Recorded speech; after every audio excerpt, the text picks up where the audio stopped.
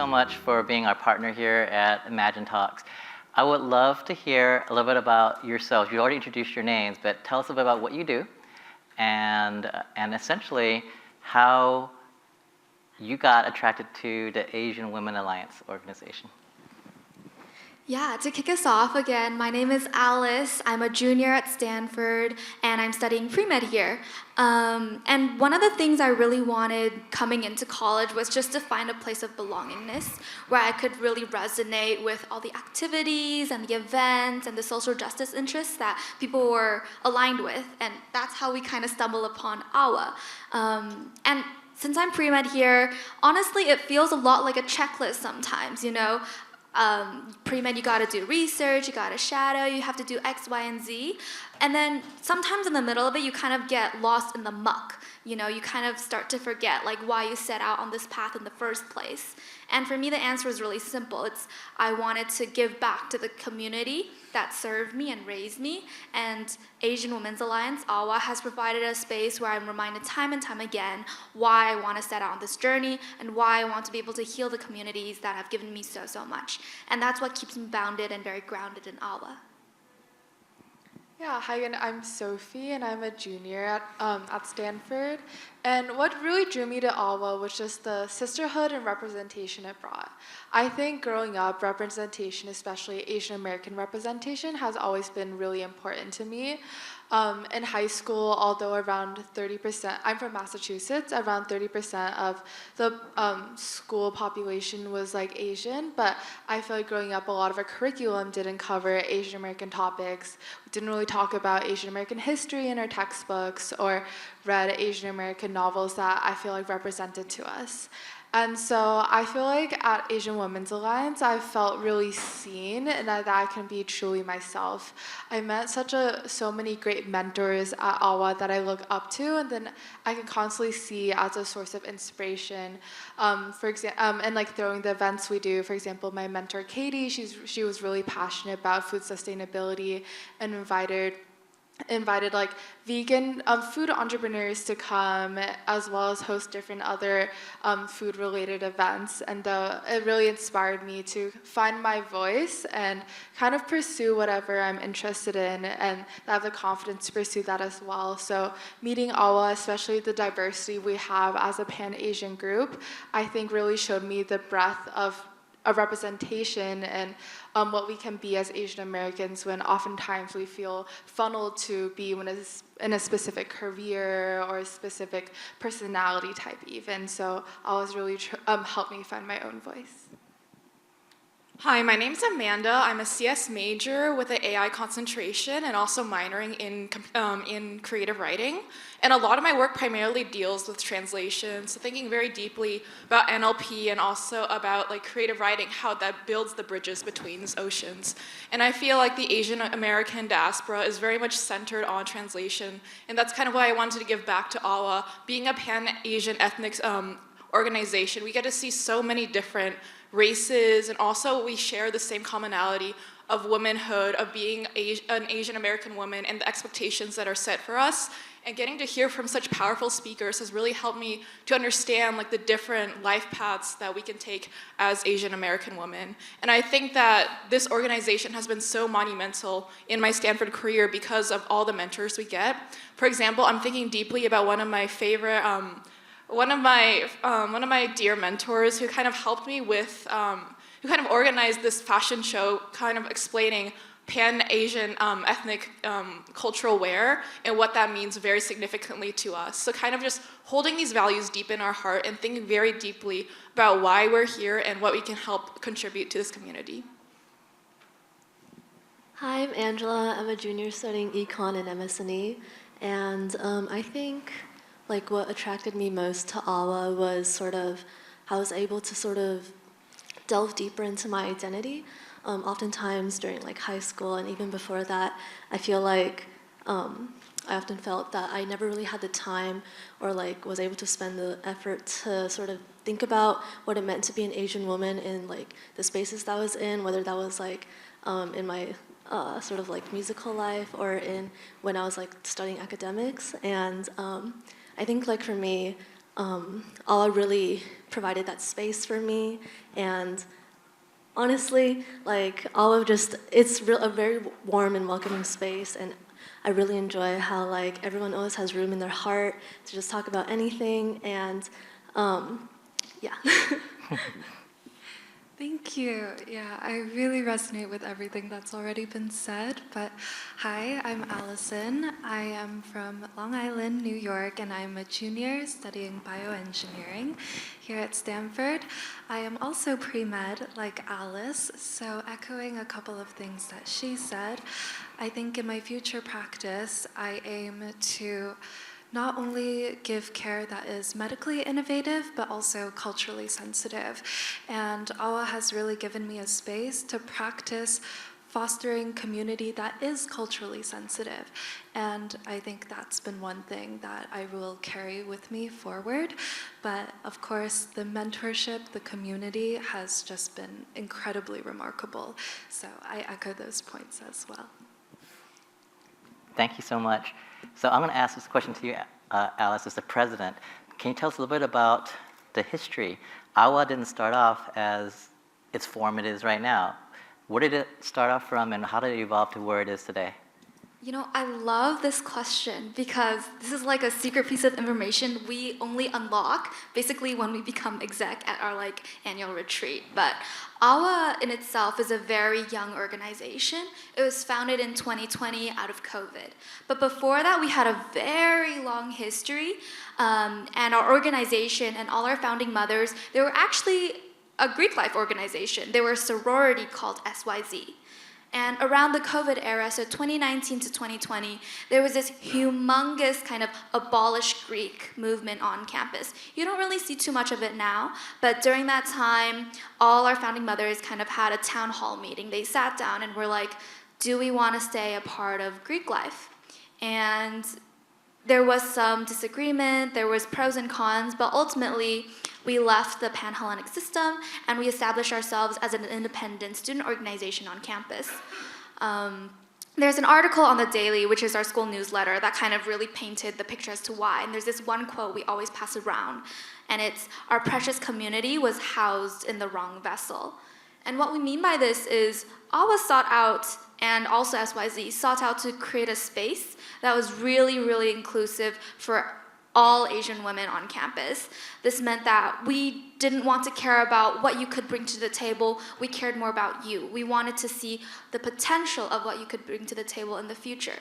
And that's kind of, I guess, orthogonal, you could say, to a lot of what Greek life is just as an institution. For those of us who might not be familiar, it's a selective process. You often have to pay fees ranging from hundreds to thousands just to stay in the organization, and that kind of limits access to folks that might be interested in getting sisterhood or community, but just don't have the means or the times to invest in it. And so that's why we ultimately created AWA as a more, I guess, inclusive, wholesome community that really, really strives to uphold our promise of diversity and inclusion in its truest form. I love that. I love the fact that you start off as Greek, but you realized that that wasn't in alignment with your actual mission that you wanted to do, and therefore you changed the entire format and identity of the organization. So one by one, starting with you, Alice, how has AWA changed your life now as an undergrad that would not have been otherwise if it didn't exist?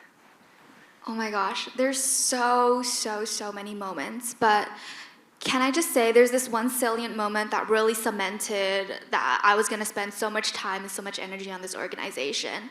And it always comes back to being pre-med. But, but basically, Stanford fosters a very interesting kind of community. It's very cutthroat. There's sitting duck syndrome where you feel like you're doing so much but never enough at the same time. And I was at kind of a crossroads. I was trying to clear my major. And I was super confused on what I should do. I felt like I couldn't be fully vulnerable with anyone at that point. This was very on in my career here. And one of the AWA, my mentor at that time, her name was Michaela, she sat me down and she just made me create a pros and cons list. She stayed on call with me for maybe 3 hours, just helping me figure out my life. And I was like, wow, this is so unique. This is so I can't find this any other place on campus, not at a pre-professional kind of club. I can't find this necessarily in my dorm because not everybody knows what I'm thinking about. But how is it that this space just opened up that kind of possibility, that kind of mentorship, that kind of very, very selfless support? And I knew like, oh, I wanted to be her when I was a junior, and I'm a junior, so I'm happy to be here. Beautiful. Yeah, to echo Alice, I think what Aula brought me was a lot of very inclusive and true sisterhood that I wouldn't have found otherwise. Yeah, I think at Stanford it can be really competitive to even like get into certain clubs. For example, different like pre-professional organizations, or even some like community-based ethnic organizations also require an application. And then I loved how Asian Women's Alliance really emphasized being your true self and not having to like mold yourself to fit into a certain look or certain like personality type that often a lot of organizations kind of have a little bit of pressure you to be like that. So I feel like at AWA, I've created so many genuine friendships that I didn't find in any other clubs at Stanford, where I could be my true self. And I feel like AWA became such a great space and like a funnel to like through the events I want to do as well, and then create the organization I want to do, and has been really empowering for myself and others. Yeah, I think ALA really shaped my academic and personal life. I'm thinking specifically about my work in computer science right now, which wouldn't have been possible if I hadn't been thinking so deeply about heritage at the time. Because I think the CS space in Stanford is very pre-professional, very startup heavy. And I wanted to kind of take the route where we're thinking very much about how this technology can be benefiting our communities. I'm particularly thinking about a lot of instances with the Asian American diaspora where we're thinking about translating for our parents, for our grandparents, and how that could be assisted with technology instead of kind of having technology create a wider gap. I'm also very thinking about creative writing and how much community and support has come around me because of AWA. And in my personal life, I feel like AWA is the type of community where even though we're studying very different things, have very different interests, the members are always going to show up for any of your events. And I imagine myself like 5, 10, 15 years in the future sitting down, getting dinner with my AWA members and kind of talking about like how much our lives have changed. And like it's so wonderful to be in such a community where we can literally talk about all aspects of our lives and find that community and find that support with each other. Yeah, sort of echoing what everyone else has said. I think I just find ALA to be such a supportive place. I just remember like whenever anyone would have like midterms, we would all hear about it, and we'd be like, oh, we're always there for you. We always have like snacks, and sometimes we'll even host like small get-togethers just to like kind of like cry over it. But yeah, I just think like for me, ALA was really a space for me to really connect with who I wanted to be, and sort of connect with other people that I wanted to be around with. And I think like ALA just honestly just holds a very dear place in my heart. Like I don't think I've ever been able to find another sort of space on campus that has like these kind of amazing women. So yeah. Absolutely. I think AWA has just been the most incredible model for leadership and practice for leadership in my life. Even other people just now have mentioned anecdotally several of our mentors that have made such an impact on us. Katie, Michaela, Lon, and just the fact that we talk about them now, I think emphasizes the impact that they had on our lives so personally.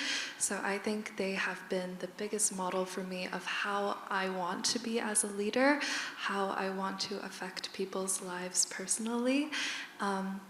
And so I think that is some moments from AWA that have really, really stayed with me. And AWA has also been an artistic outlet for me. I run a lot of the design for AWA, and being very heavily STEM in my career focus, academic focus, it's a place where I can flex my creative muscle. And so I think that's also something that I really, really enjoy. I love that. So you guys talked about how you hope to see each other 10, 15 years have a reunion and just catch up everybody and see where your dreams and hopes are at that point. On that particular question, I'm curious, just because you guys are obviously so well accomplished already and so talented and so intelligent. If you had one wish, your one wish question, my favorite question I love to ask, if you had one wish for yourself or for the world, what would that wish be, each and every one of you, that you would, if I gave you a magic wand and you could make that one wish come true, what would that be? Oh my gosh, Francis, like world peace, end poverty, hunger. No. If we're thinking, there's so many like things that one could wish for, but I think if I'm just thinking of where I am now and where I position myself, like in like my entire lifetime, one thing that I really, really wish for myself and everyone else is just the ability to just think about yourself. Don't compare yourself to others and just focus on what you're doing one step at a time, because I think that is so, so crucial. Before, when I live in the Bay Area, but the transition to college was still super, super steep, because everybody here is so driven, so motivated, so passionate, and so money hungry. You start to take a step back and think like, well, what is it that I want? What is my purpose? And what do I want out of these very short 4 years? And especially my first year here, I often found myself comparing. I'm like, oh, well, they're doing this. Oh, well, they're doing this. Oh, my next door neighbor dropped out to do a startup. Great. Just feeling very, very lost at a certain point.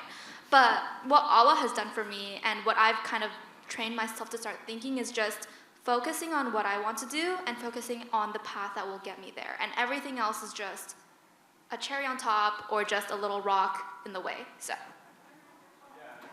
Yeah, I think for me, I mentioned this a little bit before, but representation is really important to me, coming from Massachusetts, where there wasn't necessarily as much Asian American representation there is here. And so, yeah, I wish there was more diverse Asian American representations in terms of educations within our history textbooks, within the books we read.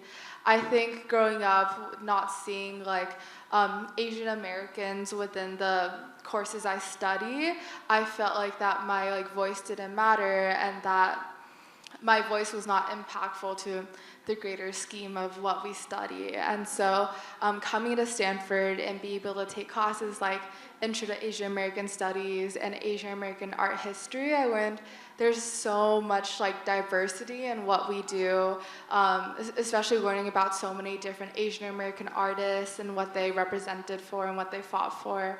I think that has really brought out my own voice and what capabilities I can pursue as an Asian American. So I think definitely representation, especially in middle school and high school, is really important. Yeah, I'm going to go off Sophie's point and kind of talk more about kind of understanding our differences and kind of putting emphasis on why we're different. I think that as Asian Americans, we're expected to fit a mold, we're supposed to succeed in a certain way. And I think when I was thinking back to college, whether or not I wanted to pursue creative writing in any deeper manner, and seeing all these speakers come here today and talk about their passion and their curiosity in the arts, which is something that my parents personally haven't encouraged me to pursue. And also thinking about how right now I feel like climate's politically, or whether or not or STEM versus humanities, it's a very polarized environment. And I feel like getting to emphasize these differences rather than kind of letting them go and letting them kind of melt into the background will really help us in terms of pushing innovation further. Yeah,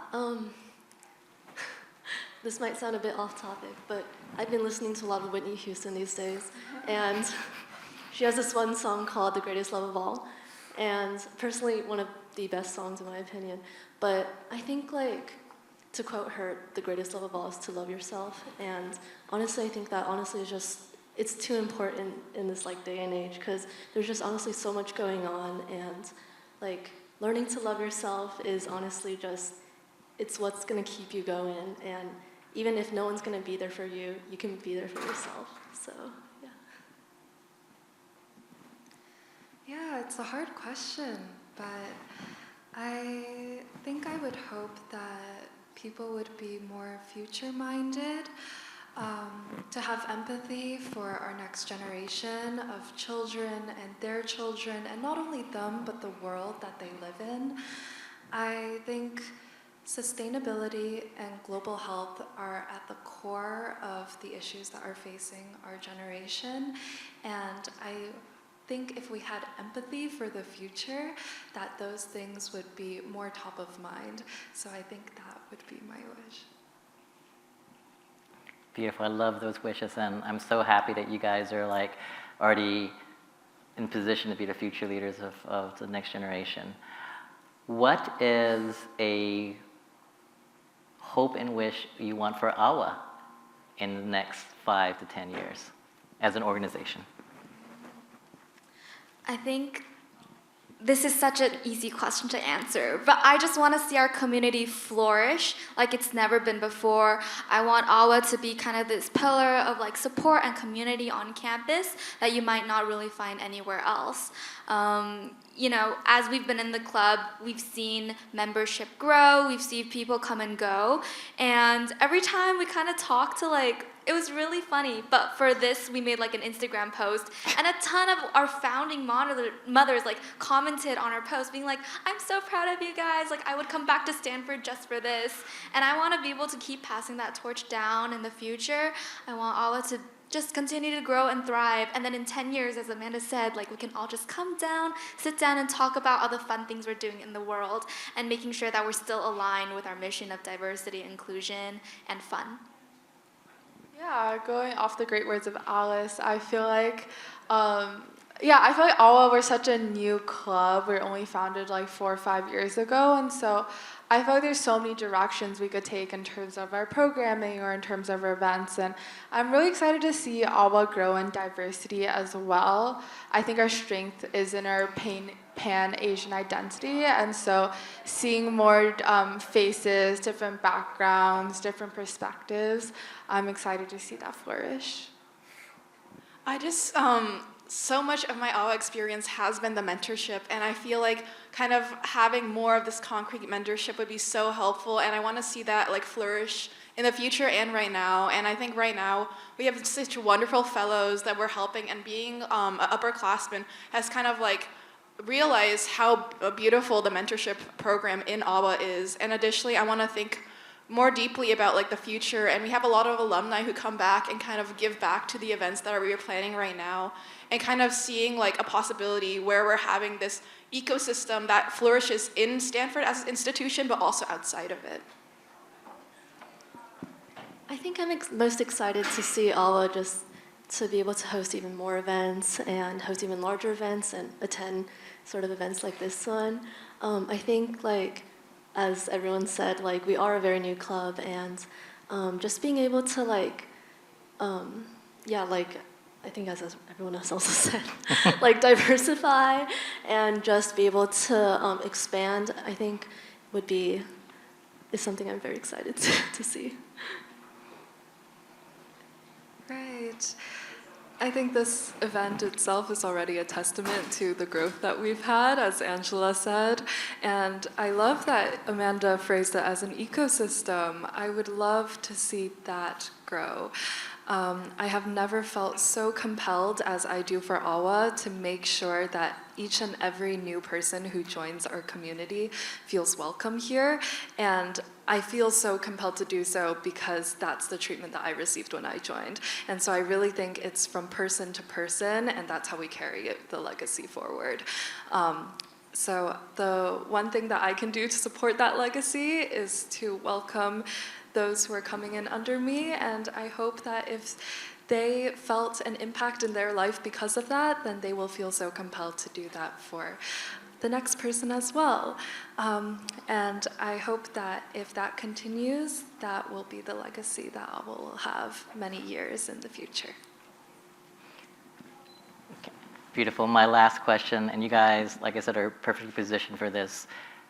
If you could give one piece of advice to either potential high school students who are applying to college, or people right now who are in their professional lives, but they're also caught up in the struggle of comparing themselves with other people and having a hard time trying to find their own voice and their own vision, what advice would you give them? I think for me, it was really serendipitous but I really think I let myself be moved and touched by the stories and advice of others. I think going into such a big school like Stanford with like a million different majors and classes and professors that you don't like and they might like you, but anyways, there's a lot, and in that time, I think it's really crucial to just keep an open mind and be open to receiving advice and criticism, especially from other people. But at the same time, don't take it personally, right? Like, I think that's really instrumental to being able to grow in such like a crazy ecosystem here. One of the things that I really allowed myself to do was just go to office hours, go to professor coffee chats, go talk to people about the things that make your mind tick and learn more about things, because you never know how your interests are going to evolve and you never know how you're going to evolve. So just take it easy and let the world come at you. Yeah, I think one piece of advice I'm still trying to incorporate in my own life is finding power in your own shape and strengths. I think coming to Stanford, I was really influenced by its like technology scene and startup environment, and like seeing everyone do that. I feel like I kind of pressured myself to also like take my computer science classes, for example, or just like copy like traits of people I saw successful and then trying to like speak the same way they do, for example. But I realized that I feel like this part of like trying to mold yourself to other people's shapes is so tiring. And I think what I learned, especially in my internship last summer, is just everyone has a different leadership style. Everyone has a different strength they bring to the table, and finding your own strength rather than trying to copy others, I think is really important. I think my one piece of advice is that you are not set in stone and your interests will fluctuate as you grow and kind of experience life and everything that comes at you. And I'm thinking very deeply about writers who start their first novel when they're like 45, 50 and are still finding new ways to be innovative, to bring like life into this world. And I think it's just so beautiful that even though it seems like we're stuck in a life path, like let's say you've invested like 10 years studying something else and want to switch it up, I think you still have the time to do that and like kind of exploring the opportunities as they're given to you. I think for me, my piece of advice would be to don't be afraid. Like, I think one thing I especially struggled with, like coming into like freshman year, was sort of reaching out to people and just finding my own space. And I think like I'm glad that I did reach out in the end, because if I hadn't, I wouldn't have been in AWA. But I think, just like not being afraid, and honestly, like sometimes you just have to like not care about what other people are doing and just like focus on what you want to do.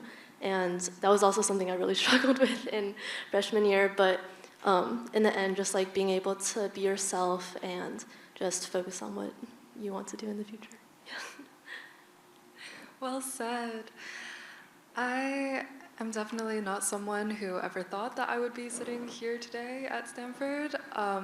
So you can do things that you don't think you can do. It's absolutely possible. You are limited by your own perception of yourself. And I think if you take a chance on yourself, those are times when you could fail, but you failing is the worst that can happen, and you might go a lot farther than you ever expected.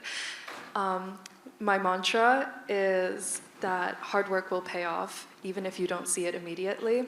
So my goal is to always put an honest effort into everything that I'm doing, and the results will show themselves sometime in the future in ways that you might never expect.